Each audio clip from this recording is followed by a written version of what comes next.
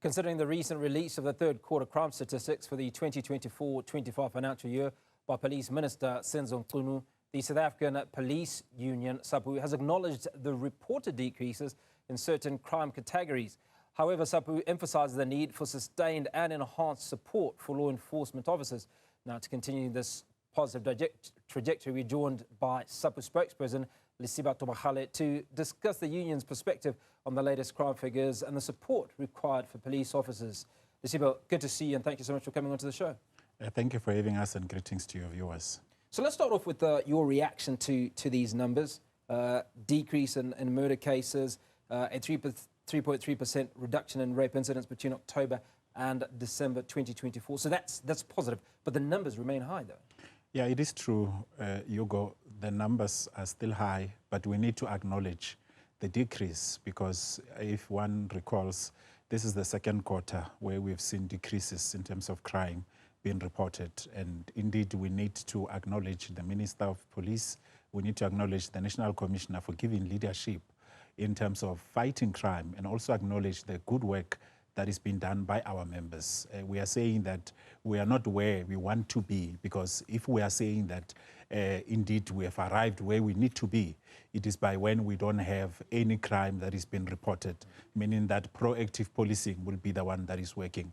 But when we look at murder, when compared to the same quarter in 2023, the statistics suggest to us that over 7,000 lesser numbers have been reported. So that means that the strategies, even the challenges that the police are having, but they are still pushing in order to ensure that they are executing their constitutional mandate, which is to serve and to protect the inhabitants of the Republic and also their property.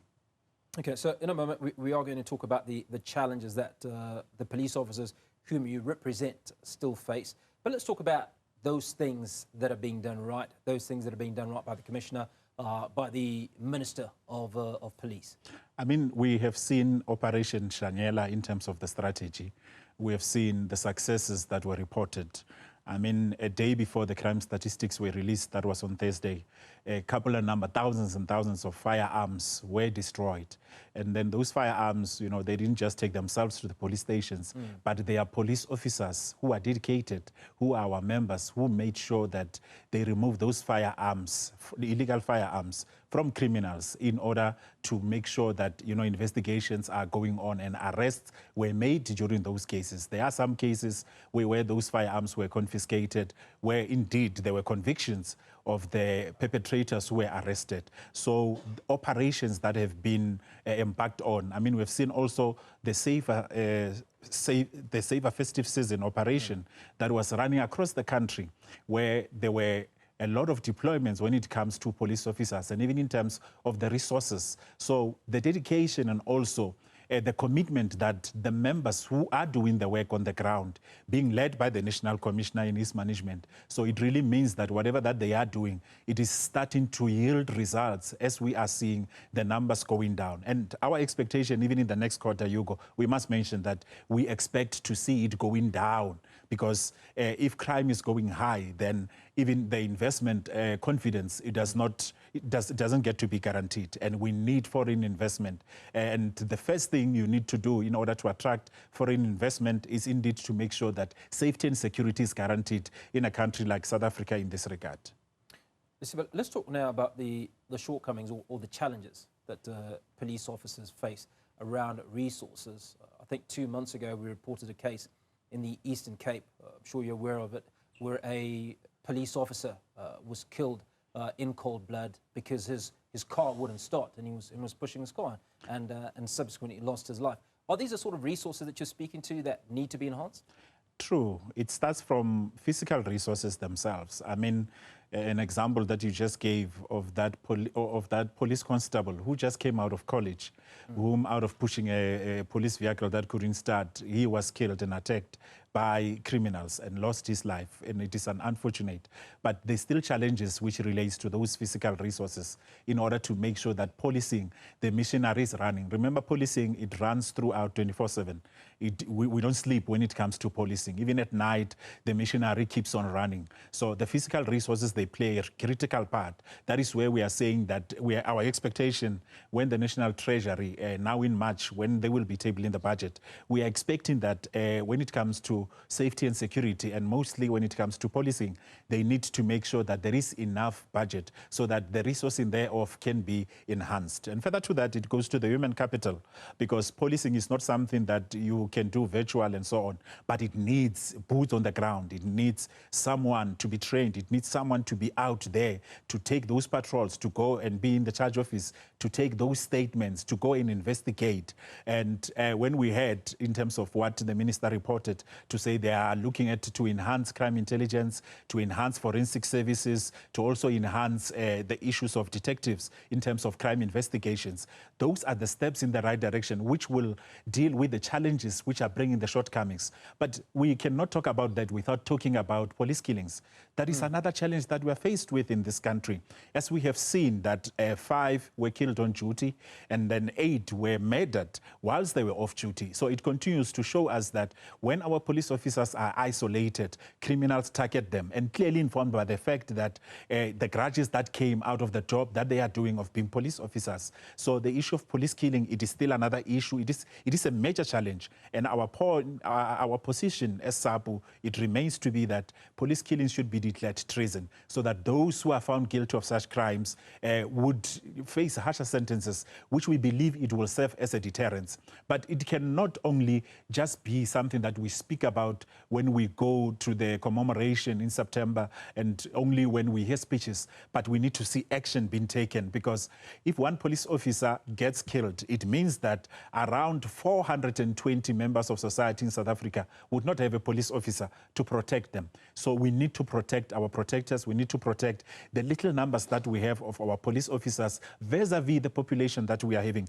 Our population is ever growing. And when we are just talking about those who are accounted for in terms of the statistics South Africa, what more of those who are illegal, who are not accounted for? So it really means that we need to really protect even the resources and protect even the lives of the men and women in blue who are there to serve and protect us.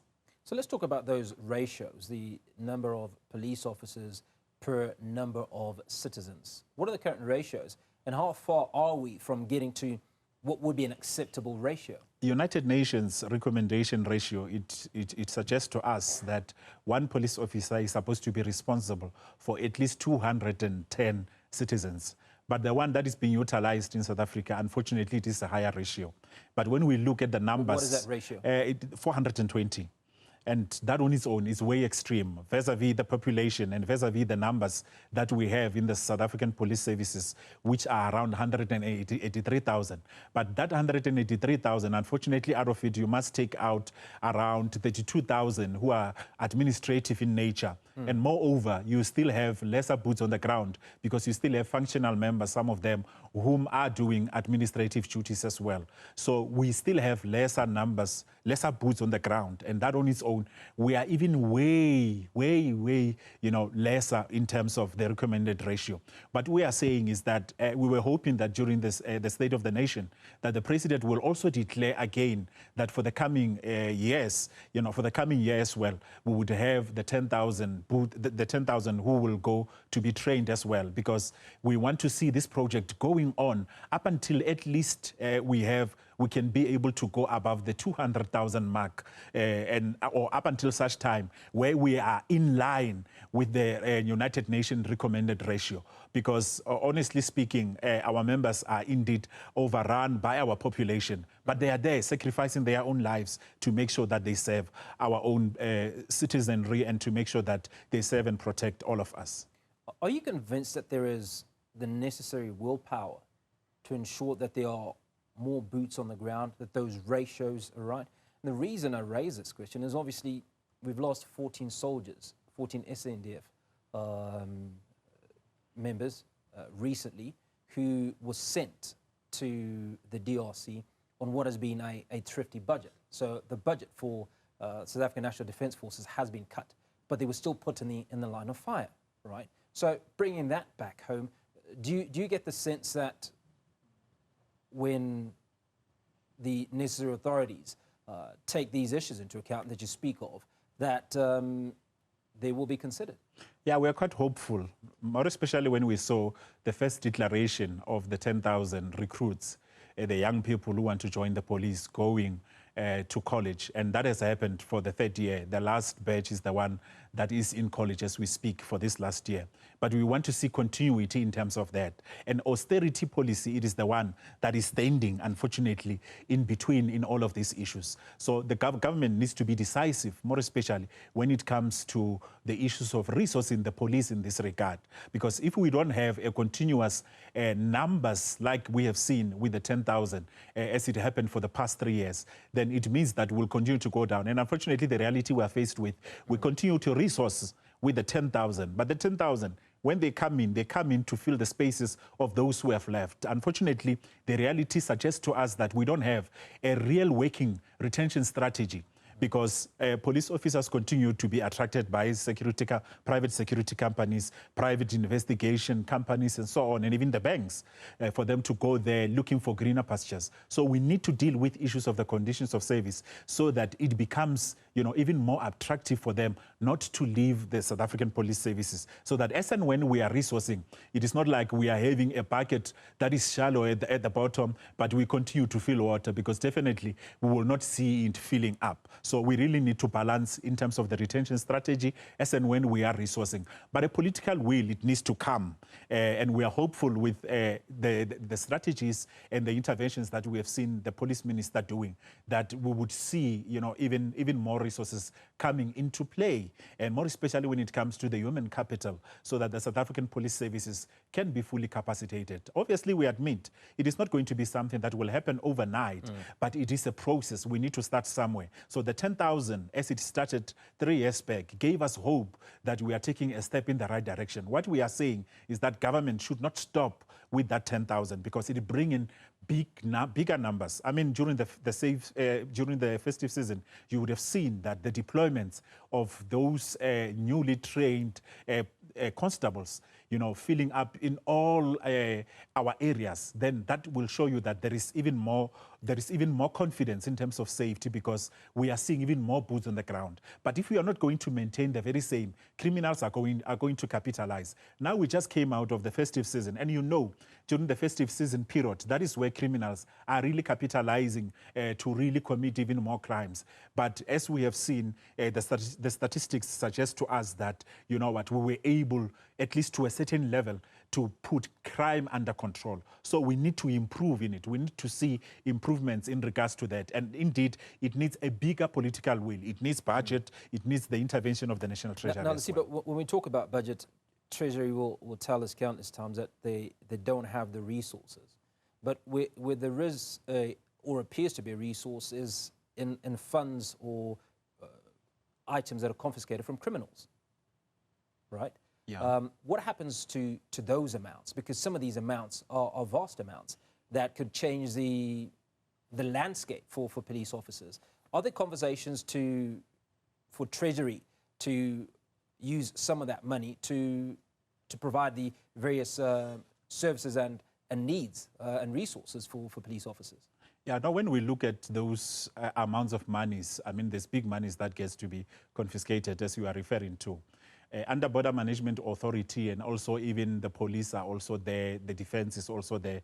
There is a committee that indeed looks at those resources, and they use that budget to go and assist different departments. SAPs also benefit from it. Some of that amount of money, it goes to them, it goes to Border Management Authority. It also goes to assist the defense in terms of resourcing, in terms of crime prevention, on how can they fight against crime and how can they make sure that South Africa is really protected. And that on its own, it really means that we are seeing a difference. But unfortunately, it is not such a huge difference compared to where government would say through the National Treasury, when they are doing the budget for the South African Police Services or for the Border Management Authority, them to make sure that they have enough budget. Because a picture that we want to see that it will give us confidence, Hugo. It's when we see Border Management Authority being fully capacitated in terms of the human capital, in terms of the technology, because it means that they will be able to secure our borders. The focus of the South African Police Services, it would be within our borders now to say, BMA, you have our borders secured. Now, everything and anything that is not supposed to be inside our borders, South African Police Services be able to flush it out. So that on its own, that coordination will assist because our borders will be secured, and also on the other side, even us inside our borders will clearly be secured in regard to that. Lesiba, very quickly as we wrap up the conversation, the numbers around gender-based violence remain extremely high. I think rapes, an average of 128 that are reported every day. And there have been issues around victims of rape that come to police stations, right, and feel that they are interrogated in the process and they're not getting the level of support that they should get. Is this something that your police officers are encouraged to work on? Has there been a shift in that attitude? Yeah, no, we are quite concerned about the numbers of gender-based violence. I mean, like you said, it is quite concerning that we still have quite higher numbers when it comes to those types of crimes.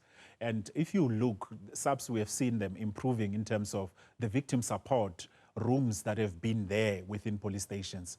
And that on its own, it goes with the level of training that our members continuously receives throughout. And unfortunately, Hugo, when it comes to those types of crimes, unfortunately, like rape and so on, when one has to obtain a statement, they have to get a detailed statement in terms of what has happened, which will assist, because in each and every statement that one obtains, you need to make sure that all elements of crime are there, so that when there's an arrest and one gets to be arrested, that then when it goes to court, there are no loopholes.